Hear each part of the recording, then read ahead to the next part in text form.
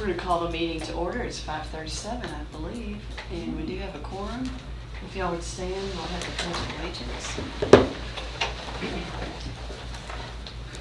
I pledge Allegiance to the flag of the United States of America and to the republic for which it stands, one nation under God, indivisible, with liberty and justice for all.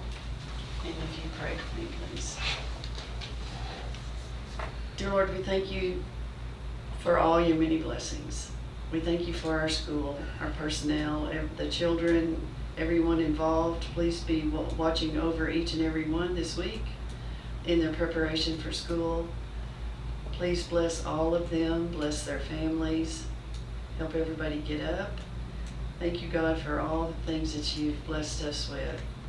And we ask all of these in Jesus Christ's name. Amen. Amen.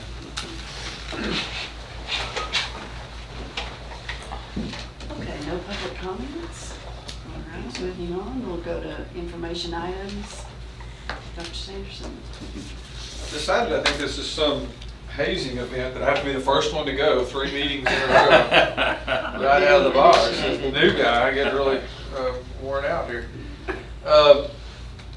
So last meeting, you approved the student codes of conduct as an actual action item, and this is an information item on handbooks. Those were presented to board book earlier in the week, or last week, I'm sorry, for you to review, and I'm just here to answer any questions that you might have.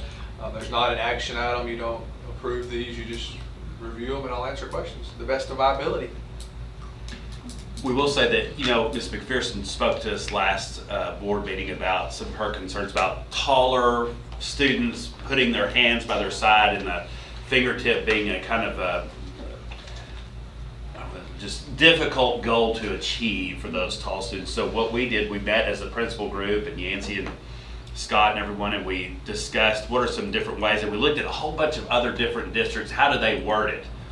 And so we used some wording from some other districts that makes it a little bit more easier for students who maybe are very lanky, just very lanky, very long-armed. We use things like the inseam, which talked about the inseam.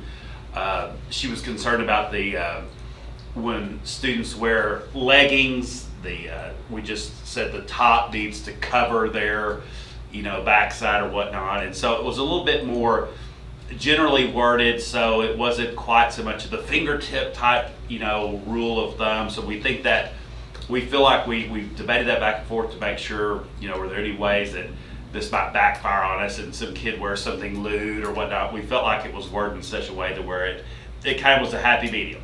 It didn't do anything drastically different from what we're already doing, but it might help out those kids that where the fingertip rule was just kind of a difficult thing. So that was really the only kind of thing that we took some time and really kind of looked at. Everything else was pretty much par for the course, same as it always is.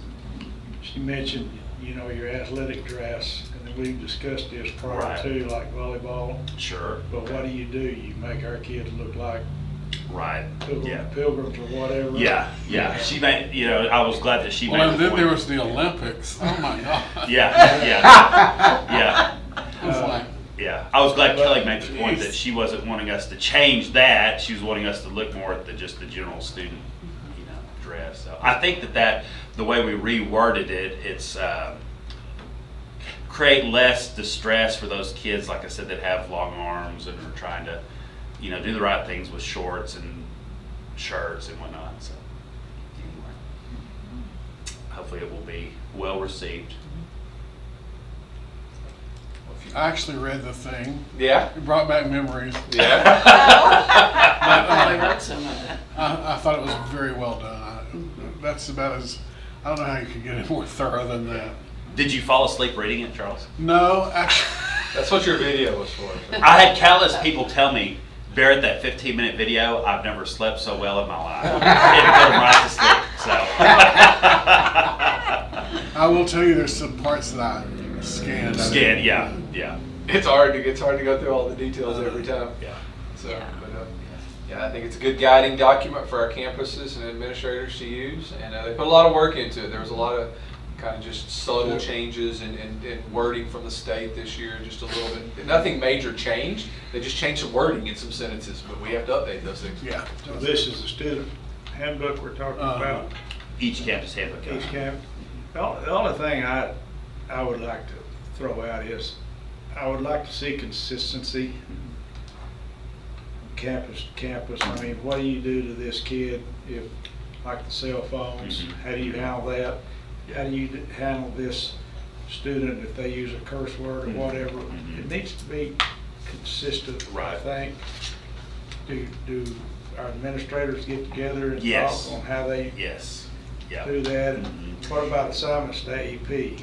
Is it still 15 days? Yeah, nothing with that changed. It's a campus assignment, and the student's SCGC kind of takes over at that point, and they put them on a plan that usually takes a minimum of 15 days, if not longer, to complete, as far as counseling and things like that. But now, at one time, we had a policy that their first assignment would be the 15 days, and the second assignment would be 25 straight. It is more graduated. You do have the opportunity. It's kind of the wording, and I wish Mr. Harper was here, he can speak more to the SCGC, but the wording of getting out for good behavior has been removed because it sounds like a prison sentence if you're getting out for good behavior. But if you complete the plan that the social workers put you on, then you're up for review to be dismissed from AEP and returned to the campus. If you go back a second time, the social workers put a more strict plan, a more meaty plan together for you to have to complete, so you can't complete it in the same time frame. And so your second offense is longer by default because of the plan you have to complete while you're in there. But to get a successful day, they have to meet all the criteria Yes. required for that Yes. day. Coach Floyd here's tracks my that. question. If you have a student that's assigned, say, because they won't take a nose ring out, as an example, and they're showing up with the nose ring still in, but they're doing all their work and behaving, are they being given credit? Honestly, I don't know the answer to that. That's I mean, Coach Floyd's or Mr. In Floyd's. reality, they're not in compliance. Yeah. They should not be given a day for being. I can't think of us having a situation like that where they had a difficulty with a student doing that. Did you have that event? Oh, well, no, I mean, we didn't even have AEP. But we, I think we did it here when I was here. I mean, We've as long not as they heard. did their work or whatever. Yeah, we've not heard Mr. Floyd have any issues with that sort of thing. So. Okay. And as far as the alignment, the principals do typically. The two upper campuses will team up, and then the three lower campuses team up to make sure everything's consistent. Every once in a while, Bridget's kind of stuck in the middle where she's kind of the bridge between the two as far as sixth grade, but they do plan together and work Well, I together. think there's definitely break, starting grade 7 up. There was the tardies were a good example of that this year. So a couple of years ago, the high school and junior high got really aligned on tardies and mapped out the consequence. Well, the junior high this year wanted to revisit that. They didn't feel like it was meaningful to the students. So they sat down with the high school, and they're going to incorporate more community service as far as in their consequences as they go, and the high school's on board with it. So they both changed the wording on the tardies. So what is a tardy policy?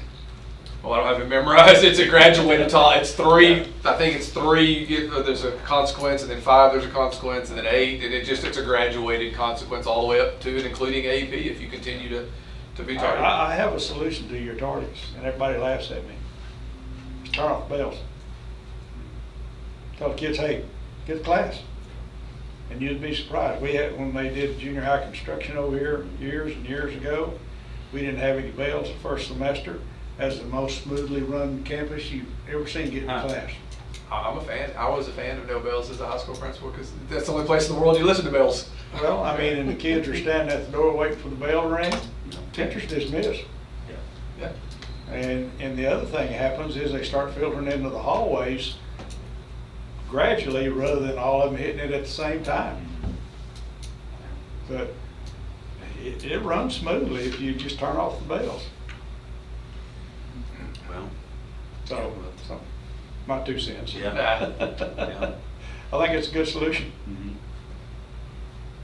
when we opened McNeil High School, we had no bells on a pretty large campus. The issue was if the teacher would consistently put a lot of emphasis and a lot of weight on the first part of their classroom, then the kids would break their neck to get there. In other words, there might be a focus part of the lesson where there's going to be a grade. And it was that way every day. And if you're on time, you can get them involved in the focus. If not, then you don't even get to do it. Well, I mean, just And the kid, but it would be like, it was like, all of a sudden there was this herd, and it died away. Herd, and it died away. But you'll see them stand out in the hallway watching their clocks. Well, I still got 30 seconds. I don't have to get in yet. Well, It was nice. you don't have a time. Get in the classroom. It's just a passing period. Go. So, Last year was not a fun year for tardies or absences. As a high school principal. It'll be better this year. They have one path they can take. That's true. Yeah. Thanks, Yancy. Thank you. Now we're on Yep. daily campus attendance snapshot times. Yes, we just had a couple of quick items before Daryl does his workshop. The first was one we do every year at this time where we designate the when each campus takes their attendance. And this is all selected by the campuses, what works best for them. And this has not changed from last year. And you can see there, it's all around the 9 o'clock to 10 o'clock hour where they take attendance. But they need to select an official time, and we have to present it to you guys for approval. So I recommend that the board approve the daily campus attendance snapshot times as presented. Is there a motion for that recommendation? I'll make the motion. Charlie, second. Linda, any questions? Okay, all those in favor, raise your hand. None opposed, thank you. And mold abatement. Mold. Boy, So at the end of summer school, end of June, most of the teachers, then vacated the building. There wasn't a lot of activity or movement at the elementary, and the doors kind of shut because the administrators finally get a couple of weeks off. And so we also had a wet month of July. It was wet, but ultimately we feel like that our HVAC system did not properly take out the humidity like it should have. And so over those 2-3 weeks when the outside humid air is being brought into those classrooms, it's dark, the doors are closed, there isn't a lot of movement. We had mold grow in lots of areas, in most all the classrooms. And it would grow on things from scissors to clipboards to chairs to just anything you can imagine. It was growing on it. And so we kind of, were taken aback when we first saw it and noticed it. And so we outsourced a professional mold company to come and look at it. And so the good news was that this company said, well, it's not the stuff that you hear about on Dateline NBC, the black mold that's extremely, toxic and that sort of thing, but it's also still mold. If you're around it enough, breathe enough of it in, rustle it up, if you're asthmatic or whatnot, it can start to make you sneeze and cough and just, be an unpleasant experience. So it's still a health concern. So that company created the protocol, which costs $1,500 to tell us which rooms need to be cleaned. Then we had to get in another company, a professional cleaning company. We got a couple of bids from that.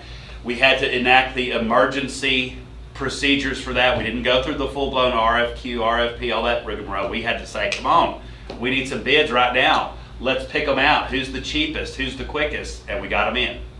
The two bids we got were extremely different in price, and typically that shows you who has the availability and who doesn't. So one bid was $197,000 to clean it.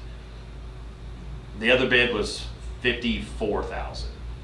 And so we went with the $54,000. They had more scrubbers. They had like 70 scrubbers available. Basically what the first company said is when you get bids like that, typically the company is telling you, hey, we're able to do this in the time frame that you need it.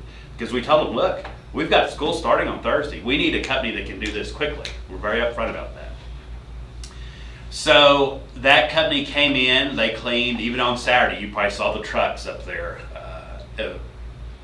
Advanta cleaned all their different trucks, everything, and they cleaned all day. They cleaned ductwork and vents, and they tossed stuff away, and they threw, very thorough. So they get done with that, then a third company has to test it. You've got to have a different company test it than you clean it, because you can't have that conflict of interest. You can't have the people cleaning it say, well, it passed, wink, wink. Third company to test it. So we Scott just now got the results back, and we still had 5 or 6 rooms fail. And so the other 25 or so passed.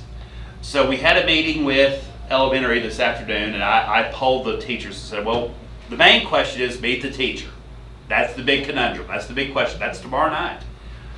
I said, do you want to have it Tuesday night and work like gangbusters between now and then and try to get that done? And it was, no, we don't want to do that. The second option was, well, if we get the results in this afternoon, you have all day tomorrow and most of the day Wednesday, and have it Wednesday night, 4:30 to 6, to try to avoid church. I would hope that the church people would be understanding that we've got mold. Come on now, preachers, come on, help us out a little bit. Amen. And so that was a resounding yes. Let's try to go for that. The third option was we just don't have meet the teacher at all, and they come wagging all their stuff up Thursday first day. They said we don't like that either, because a lot of us are trying to get our own biological kids to class.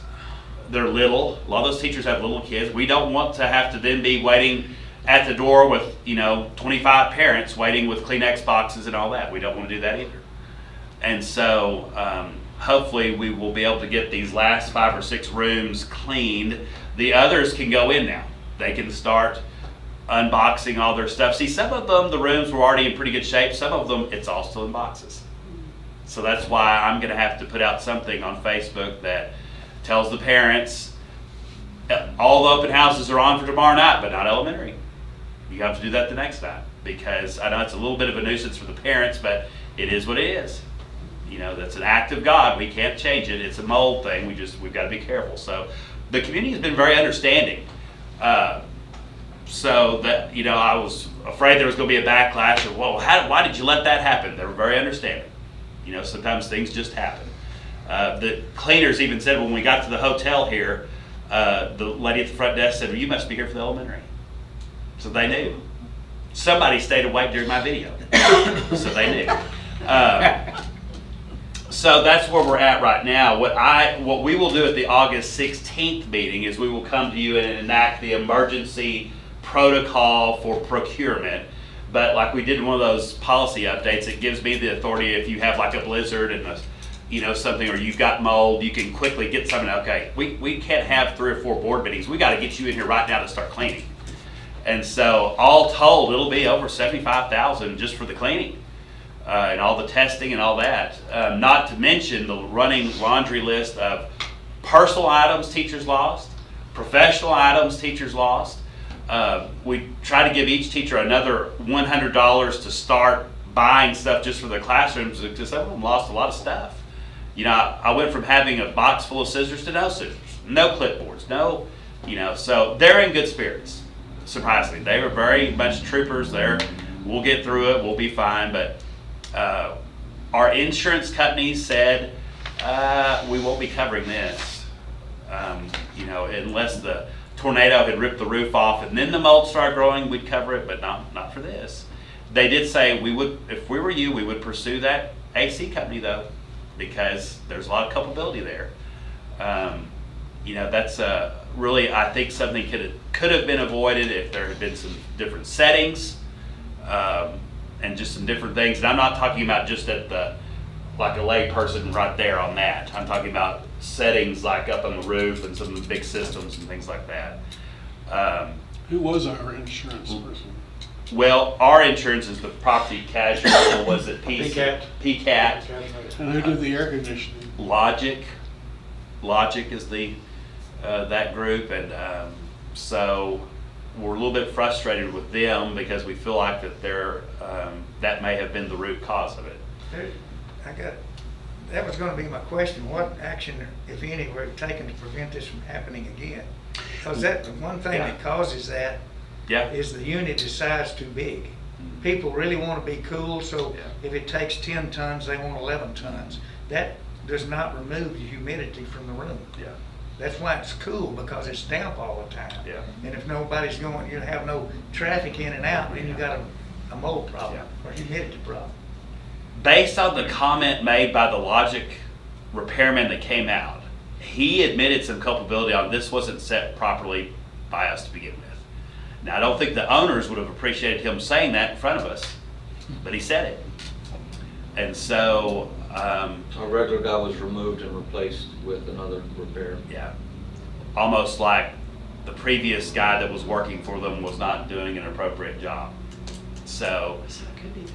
yes, so we'll have to get legal advice from our lawyers to probably start with a letter. It usually starts with a letter, and then it goes from there as far as, would their insurance possibly cover some things? But no entity really is going to raise their hand. So sure, we'll pay 70, something like that. Nobody's going to raise their hand to do that willingly. It's probably going to require some work on our part to try to come to some sort of agreement with one of these entities. So is the cleaning company coming back to redo those 5 rooms? Yes. Yes. Okay. Yeah. When will they start tomorrow? But Toby's contacting them now. I'm trying to find, get that lined out. We're asking them to come back now. They're out of Waco, but. So we'll let everybody else in, who got a clear pass, but the other folks need to stay out. Is it just 5 classrooms? Mhm. So it's one of those things where I don't think it would hurt you if you went in there, but I wouldn't want to risk it. That's like with the students and the parents, we just don't want to risk it. Could we have open house tomorrow night? Probably. But do we really want to risk it? That's not a good idea. So that is the update. So I guess did y'all have any other comments about it or anything? I guess my recommendation would be that the board allow the district to spend over $50,000. We're running up a tab right now in order to abate the elementary of all mold and ensure the campus is safe for students to return. And then again, we will have another action item next week, formally, officially noting that we had to enact the emergency procurement procedures. We didn't go through all the rigmarole of RFP, we just did it. I got, not to nitpick, but we're recommending to spend over 50,000, but is there a limit? Is it gonna be 250? I mean, what if some other thing raises its head, Yeah, do y'all want to set a limit? Well, No, we don't. You're gonna have to do it. We're working off the quotes that were submitted Choice. from the Yeah. vendors already, so that's what we'll be presenting, Yeah. are the quotes that are there. All this additional testing is supposed to be covered under the cleaning team because they didn't pass, they have to pay to retest. And so we're not expecting additional costs to show up. Good. But so far it's around 75,000 for all the official costs. But like I'm saying, the requisitions are going to start coming in from elementary as well. We've got to replace these 10 rugs now. Well, we've got to replace, it's going to, all told, what we will probably try to maybe at some point talk with the insurance company or that Logic about is that the actual number isn't 75,000. There was damages that are still being tallied that we don't know. that's kind of my point of what, Yeah. surely there's gotta be a limit that's Yeah. realistic. Yeah. Here, probably recommend a budget amendment to fund balance. Yes, next week when we go to talk about it, the question is, well, how will we pay for it? It'll have to be just a fund balance amendment. Okay, that, in my mind, that protects us a little bit. Yeah. We're essentially giving a blank check here. No, it's not like, we were very, as far as the bidders, when one company seemed like, well, that seems like a crooked bid, we went with somebody else. So we piecemealed different companies to finally get what I felt like was a reasonable cost. Okay. But at the same time, we had to pay something to get the doors open. I don't know how we tell the public, well, we just won't have school because we don't want to pay any money to clean them all. Are we going to say that? No. And hopefully we'll recoup some of our I hope losses so. if the I hope so. AC people. Yeah. I feel like it's a little bit like asbestos. It's a money-making opportunity. And you've got to be careful for outlandish bids, kind of like what Jimmy's talking about. They can give you outlandish bids. We've gotten outlandish bids and we said, no, that doesn't seem fair. Well, I hope, there was a flood once and I lost a lot of stuff in my room, and I hope that the teachers can get some things Yeah. paid back. And that's more under our control. Yeah. You know, like if they need a box of 20 scissors, we can go find it on Amazon or whatnot. Yeah. It's not going to be like tens of thousands of, every requisition is going to be 100,000. You know, it's not, now we're in the cheaper stuff, but I just want to let you know, it's not done at 75,000 as far as the damage inflicted by the mold. Yeah. Was were the 5 rooms that failed the inspection, I just found more mold in there? It didn't pass the air quality test. Okay, so the vent. So the Well, just in cleaners the air didn't do it. itself, you know, and it was, I guess, enough particles left. So the mold was gone because they cleaned it. Yeah, visually you probably couldn't see it, you know, but there was still enough remnants in the. I would be willing to bet that even that room is probably cleaner than your average room in any other campus or building in Gatesville, because any office building or room that you have has what in it? Mold and dust. These 5 rooms pretty close together, No. or they scattered all over? Scattered. So the 3rd grade wing was totally clean. The 1st grade wing had 2 rooms fail and the common area. The 2nd grade wing had 3 classrooms fail. So there was really no rhyme or reason to it. The 6 areas that failed will have to be stripped of all porous material as per the protocol, re-wiped down, re-scrubbed for 48 hours, and then retested. They said on the telephone that 48 hours is just a standard, but they're gonna look at the numbers and check and see if they can't do it for 24 hours.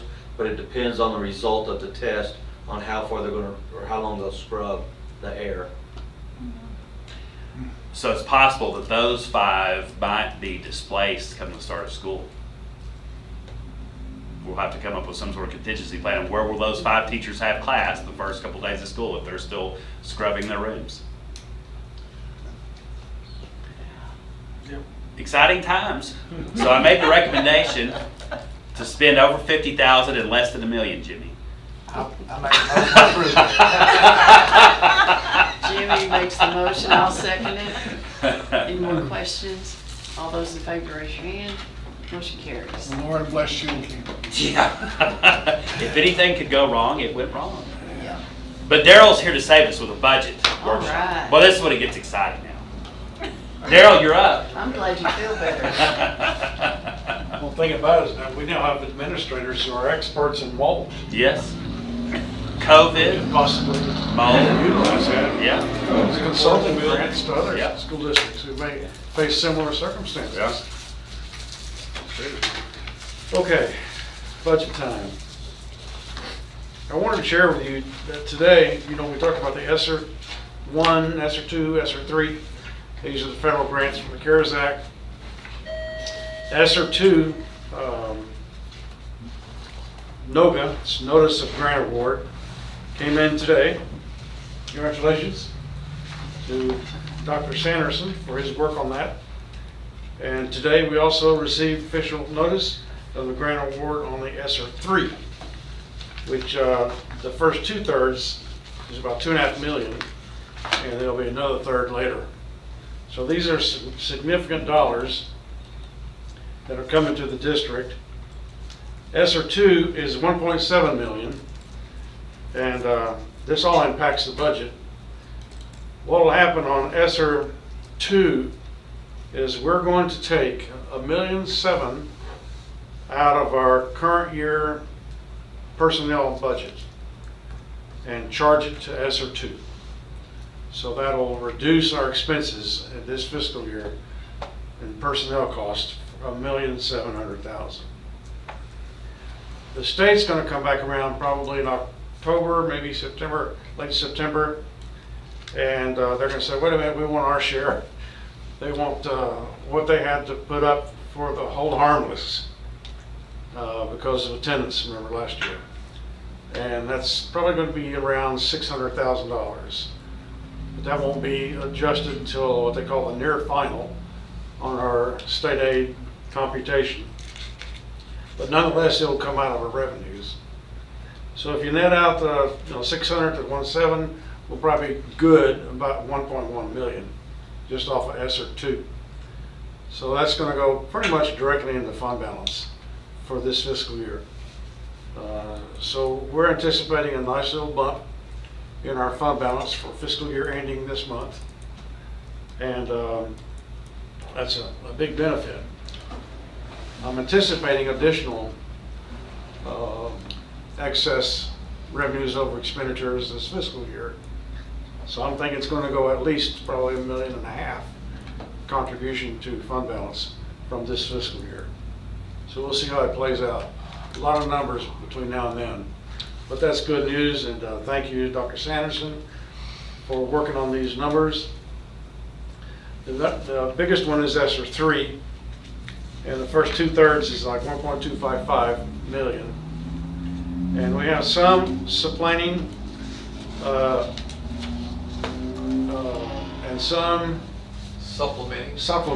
Thank you. Supplanting and supplementing. Supplanting is what we're going to do this year with ESSER 2. We're supplanting current expense with federal monies. ESSER 3 will supplant some, and it will supplement others. So there's already several salaries that have been targeted for supplanting and several new salaries targeted for supplementing. This is where we also had things like summer school, about $100,000 that we'll be able to fund out of ESSER instead of using Fund 199. Reading academies, math, and reading instructional support. One is over $300,000 over the 3-year period, and that's the Chromebooks. We have a huge number of Chromebooks that are coming up end of life next year. And we always kind of wonder where we're going to come up with the money to get those. So this S3 is coming in for that. So we're budgeted $120,000 over a 3-year period for the end of life Chromebooks. Phonics curriculum training, $100,000. Science lab equipment, $50,000. Touchless water fountains, $10,000. Was it read your lips? What does it do? It fills your bottle up as you hold it under there. I was kind of thinking like, No. That's not a lip reading machine. all right, shows my Take another pill, please. district mapping project, $15,000 roughly. And this is something that we've actually ordered already. And this is something that'll provide digital plans for the entire school district in case there's an event, a fire, an emergency. It'll alert the local officials exactly where that's taking place. It's pretty neat. And then we have 3 school buses, $300,000. But Yancey just informed me that that might not happen. TA is still trying to decide if they're going to allow that or not. So it might have been wishful thinking Yep. to think that. We got the money, we got the 300,000, it just might not go towards buses because Yeah, they're using it for something else. they've pushed back a little bit on, they're blaming the federal government, but they don't know if buses are gonna be approved. Now, the ESSER money is stimulus money as a result of the COVID. And this is the stimulus This last package. big wave really had a lot to do with mitigating the loss of learning Right. and emotional things that that the student body across the United States has gone through. Okay. And it's a one-time thing. It's a one-time thing over a 3-year period. Okay. ESSER 2 was part of the CARES Act from the federal government. ESSER 3 was part of the American Recovery Plan Act. Okay. All right, then you have this handout. I'll go through it. There will be several drafts before this is done with, I can tell you that right now. This is draft number 1 that we're looking at tonight. So this is just the overall. You have revenues 31.2, expenses 30.3, net income or loss 900.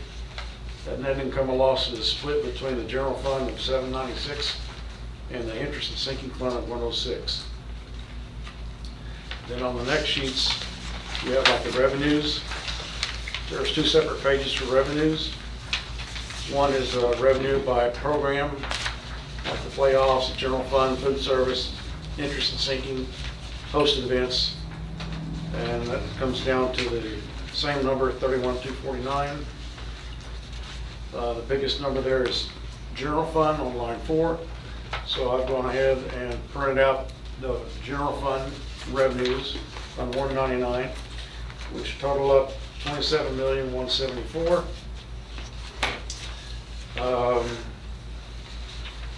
Let's see here. I don't think there's anything too unusual. Foundation from the state is estimated to still be about 600,000. I mean 16 million. The Medicaid claims on line 19 is estimated to be up to 700,000. Impact aid still 125. And let's see, taxes, current taxes 8.5 million. That's just the M&O side. And we will have the INS side for the interest and sinking fund. The food service has gone up, largely because we anticipate a full year. And number two, now the inclusion of the dinner program, which went into effect a year and a half ago, is now going to take its full force and provide us additional revenues. So we're looking at 1.8 million in revenues off of the food service program. How do we get reimbursed for all the kids to be fed? How we get reimbursed? Through the Texas Department of Ag. Okay. So you don't Part have of the child nutrition program. Okay. So is that reflected in here too? Yeah, that's in the 1.8 million. Okay. If a student, Most of that's going to be the child nutrition program revenues, not is there anything else sold in the cafeteria that the students have a to la pay for out carte. of pocket? Student a la carte. Snacks. Okay. So And adult meals. so what they get is whatever the adult meal is with the drink, and if they want to buy dessert or something like that. See, like my kids, they're free, but I still get a bill because they get a Rice Krispies treat. Okay. Yeah. That's, And somebody was asking me they'll that. be Does that free. mean anything they want to eat? And I said, I don't know. Yeah. They get the meal. Okay. But then if you want something extra, that's Now in high school, like if they go to the pizza line, that just includes, that means the meal, right? Yes. That's covered. Yes, any of the entrees, it's an entree of 2 vegetables and a fruit and a milk. Right. Or water, a cup of Right. water. Right. And so that's the meal, there's multiple options. That's such a wonderful thing. Now you recall we had meal prices that y'all approved, I think maybe it was March. So there's a new calculator that came out. Emily Coward in my office notified me yesterday that we're gonna have to go up a little bit more on the adult meals, but that's just a requirement we're going to do. So I would imagine the next board meeting this month, I'll present that to you. It'll go from $4 to $4.25. So that's the only adjustment we'll need to make that TDA is mandating. That's the adult meal prices. Before I go on to expenses, any questions about the revenues? You know, 2/3 of our revenues come from the state and a third from local taxes. Property values went up significantly this year, and as a result, the compression tax went down. So we're saving the taxpayers about 10 cents on the tax rate. I was gonna quiz them and see if they remembered. When Joe Q Public comes up to you, the tax rate from last year to this year went down 10 cents. And now you can tell them the fund balance is going to go up around 1.5. That's wonderful. And you got a $20 million high school. Line 8 on the district revenue budget summary says hosted events athletics. That's new, that wasn't on there before. And we'll see an expenditure category called the same thing, hosted events athletics. So we had a few tournaments every once in a while that really, they're almost like individual little entities of themselves, a little enterprise where they do tournaments. It's not part of the district play. It's not part of their regular budget. And athletics is increasing the number of tournaments, that they're proposing, which is good. It's very aggressive.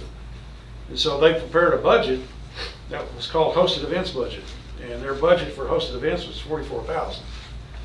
And so the object is for these events to pay for themselves through the income from participating schools. And so here's why we added this 44,569 in here is a new line called hosted events athletics. That was not on last year's. Would that be like if we hosted a 7-on-7? Sorry? Would that be like if we hosted a 7-on-7 tournament? The 700? A 7-on-7 football tournament if we Oh, hosted one of those? I don't think so, no. That's not this? They No, just it's had a not. volleyball tournament over here. Those are things during the summer, like summer camps. Okay. Does that mean hospitality rooms? I'm sorry, my hair is Hosted gone. events, is that What's that? like your hospitality room? Snacks and food for the coaches? That would be part of the expense on the tournaments. Hosted events, Hosted it wouldn't events be would within their own include- budget, like volleyball budget or something. Yeah, it's going to include those kind of expenses. Officials is a lot of it. Yeah. You know. Give me an example of I make pretty one, good money doing Of it. which one? a hosted event. A I don't hosted event? understand what they are. I think we started mainly with the girls powerlifting. I think that was one of the first ones we did. And I think Mr. Dews, Coach Dews, was instrumental in getting that going. And they made about $10,000 I hear what off you're of that saying. tournament. It was big. Maybe like Yeah. the Bill Bradley cross country I hear what you're invitational. saying. Or yeah. the band contest. Anything we host. Mm-hmm. District. So we're hosting it, and other schools are coming in and participating. It's gonna be expensive, so- okay. Yeah, I mean, I'm thrilled that our Electricity. athletic department's aggressive enough to do this, because there's a lot of work on their part, to put all these tournaments together. But I may have to move closer. One of the results of my hearing thing on my tooth is that my hearing is all numb. I was like, I was already starting to work on hearing aids. So now, when I'm talking badly about Daryl, I just do this so I can't read my lips. Then I do this. Actually works, A big cone would work even better. Any questions on revenues before we move to expenses? All right, so we have district appropriations, $30,346,000.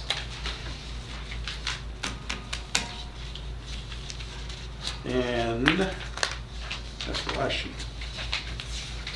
So you'll see here, athletics hosted events, the last line.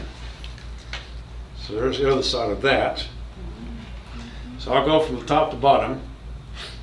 Biggest item expense, of course, always HR. And we were expecting about a $900,000 increase after all the changes we implemented with the teacher pay scale raises and others. So that's, the addition is about $900,000, which is what we expected. And then each campus has their own budgets, which goes down through line 6. And you can see the change amount. The change amounts are pretty reasonable. There's nothing really significant.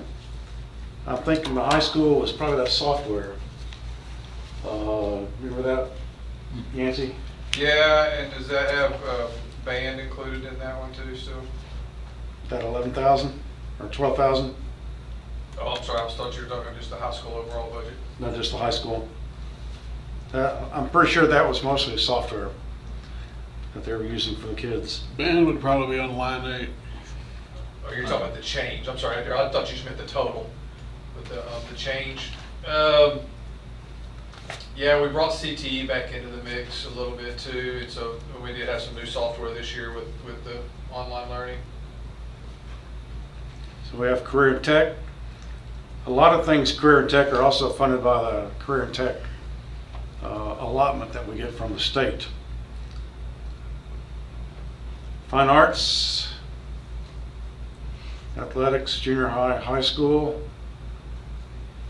I think the high school went down, probably some of that was over in the athletic hosted events category. So the increase wasn't really necessarily 44,000. So that budget decreased. Playoff expense, 100,000. That we've been budgeting for the last several years, actually. And believe it or not, even with the lack of use of that fund compared to other big years, we still have used 50,000 of it this year so far. So, but there's a lot more groups that are doing things and going places and succeeding. Food service, $1.1 million. The other part of the food service is going to be up here in the salaries, human resources. And you add those two numbers, this $1.1 million plus 600,000-700,000 out of the HR, and that'll get you to the 2.8, I think, or 1.8 that we budgeted on the revenue side. So we're projecting to break even on the food service program. So you'll see it on line 13, cafeteria subsidy, there's nothing being budgeted. Technology. Technology here is up 57. I'm anticipating that when we get through doing all of these adjustments with the ESSER funds, that's going to come down. Because I'm thinking there's going to be some, that she already had some that's built into her account. Transportation, 437, basically almost the same as the prior year. And there is one bus budgeted in this category. So if you don't give me three, at least we get one there. Maintenance went down, and I think we didn't budget anything significant of projects in this maintenance budget for next year, knowing that we could possibly use some of that ESSER money if we need some major project. So maintenance expense went down. Capital outlays, 59,000. That's going to be a replenishment of several of our copiers and a folding machine and an inserter machine that'll be housed here at the district office. For the past several years, we've been buying our Xerox machines outright. We don't lease them, and we just hold on to them as long as they last, and as long as they can maintain them, we'll keep them. And we've been keeping them 5, 7, 8 years. Used to, we replenish the whole wide. The entire fleet would be replenished every 5 years. So we've done it this way, and it works out great. Let's see, capital outlays. That's capital outlays, line 17.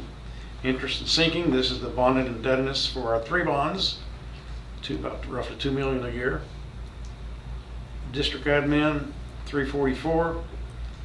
This has gone up from the 321, and we have several things that, as a result of that. One is the bank is going to start charging us fees, $500 a month, so that $6,000 had to be added here. And I'm thinking there was another item of software that we added, and of course we have to add the sufficient number to cover the Medicaid reimbursement expenses that we have, that we would get recouped, and then we pay a percentage back to the company, which now it's Onward that takes care of that for us, and that can be 40, 50 grand a year. Security is about the same. That's our SROs primarily, 5 SROs. One I think is out for a little while for medical reasons, and we'll be back, so that entire salary won't be in there. So we'll wind up being a little less than this. Curriculum and instruction. This is Shane's department, and we do a lot here. All of the different programs like ESL, GT, and all those programs are in this number. Those used to be split out. I can get you the split on those if you want that. The overall is only going up 12.8 over last year, And I got to hand it to Shane, does a wonderful job of taking care of all of our departments. He gets a lot of requests. He told me today he's not going to spend any more the rest of this year. You got a pat on the back from me. Yeah. Everybody comes running to Shane. He's the curriculum instruction guy, so if they ever want anything you can't get from the principal, he's the one they see. State allotments, those are also included in Shane's budget, 4943. And that's anything we have to spend, like on GT, and what else? Not SPED, the other ones. Dyslexia. Hmm? Dyslexia. Dyslexia, yeah, that's the one I was thinking about. SPED went up from 209 to 235. She typically doesn't spend her whole budget. She needed some additional software in the on the instruction side. And Pam does a wonderful job of supervising that department and managing their expenses. This is one that we put in a pretty good chunk for that school for the blind.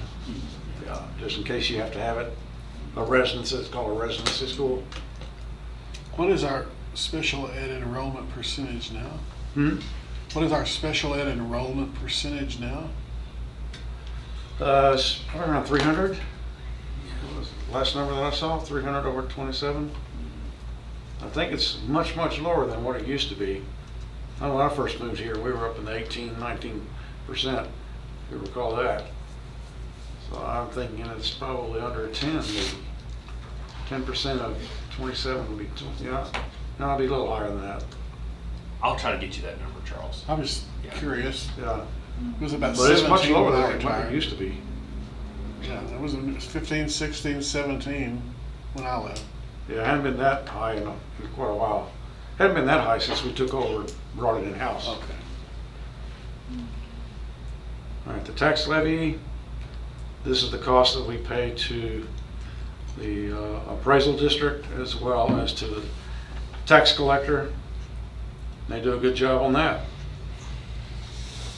So that's what it looks like today. There's some things. One is I got to finish the merging our 199 and these ESSER monies, and so we'll see where that plays out. They're still putting the numbers into our PMIS, which is a program that we use to manage all the staff positions here at the district. And so as they move, folks from a grant to 199, we got to make that change in the PMIS. And I should be getting a fairly final number from PMIS probably in a couple weeks. So it's kind of down to the wire.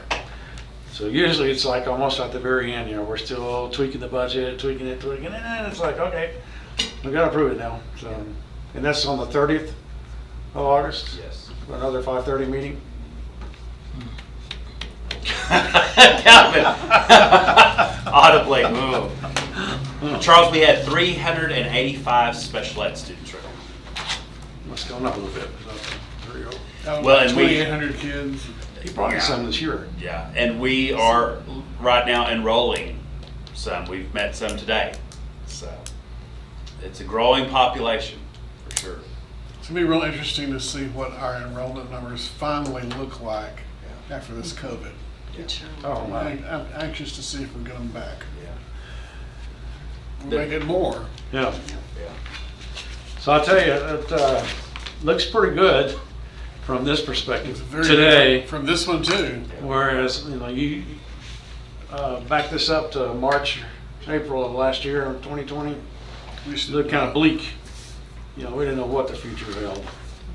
And the state came in with the whole harmless, which is a tremendous asset to the district, and then the federal government came in with ESSERs, and we got a few little other pots of money. Grants are coming out the window.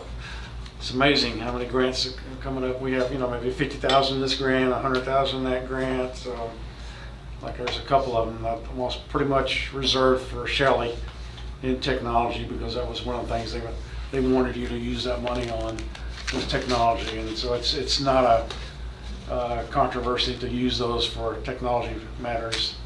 You want to kind of stay away from controversial spending when you get into grants, because you will be audited, I can guarantee you. And if there's anything, little, so maybe like the buses, you better make sure you, yeah, you better make sure you're doing it right, because they don't mind asking money back, that's for sure. Thanks for looking at the positive side. Yeah. One of the things that was fascinating to me about the high school tour was all of the little coves and kiosks where they had places where kids could plug in media. Mm-hmm. How do you plan to do that? Kiosk where you plug in, Media. Like you have, I think they're also gonna use those for small groups. it's like you can take your Chromebooks out into a small group activity. I think that's wonderful. Yeah. That's great. I was going to give y'all an update on personnel. You remember you guys authorized us to be able to hire one additional, using these ESSER funds, LSSP, a licensed school psychologist, one diagnostician, and then that one intermediate counselor. Well, out of the blue, an LSSP applied and was a wonderful hire. We got a diagnostician application today, but we're still kind of